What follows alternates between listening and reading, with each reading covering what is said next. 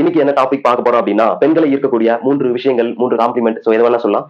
இந்த காம்ப்ளிமெண்ட்ட ஃபாலோ பண்றதுக்கு முன்னாடி உங்களுடைய கேர்ள் ஃப்ரெண்டுக்கு உங்க மேல கொஞ்சம் இன்ட்ரெஸ்ட் இருந்தா மட்டும்தான் இந்த காம்ப்ளிமெண்ட் எல்லாமே ஒர்க் அவுட் ஆகும். ஃபார் எக்ஸாம்பிள், நீங்க ஆலியா பட்ட லவ் பண்றீங்க அப்படின்னு வச்சுக்கலாம். நீங்க வந்து ஒரு சாதாரண பையன். நீங்க ஆலியா பட்ட லவ் பண்றீங்க. அப்போ வந்து நீங்க நிறைய காம்ப்ளிமெண்ட் கொடுக்குறீங்க. நீங்க வந்து அழகா இருக்கீங்க அப்படி இப்படின்னு நிறைய காம்ப்ளிமெண்ட் கொடுக்குறீங்க. பட் ஆலியா பாட்டுக்கு வந்து அது பெருசாவே தெரியாது. Because she is an higher value woman. நீங்க வந்து லோயர் வேல்யூ மென். நீங்க காம்ப்ளிமெண்ட் கொடுக்குறீங்க, அப்ரோச் பண்றீங்க அப்படின்னா அந்த பொண்ணுக்கு உங்க மேல கொஞ்சம் இன்ட்ரெஸ்ட் இருக்கணும். அவ வந்து உங்க லெவலுக்கு இருக்கணும், இல்லைன்னா உங்களோட லோயர் வேல்யூ உமனா இருக்கணும். சோ அப்படி இருந்தா மட்டும்தான் நீங்க கொடுக்குற காம்ப்ளிமெண்ட் ஒர்க் அவுட் ஆகும். அது என்னென்ன காம்ப்ளிமெண்ட் அப்படின்னு பாத்தீங்கன்னா, ஃபர்ஸ்ட் வந்து make them feel unique, second indirect compliment, third வந்து ஃபெமினின் காம்ப்ளிமெண்ட். சோ இது 3 தான்.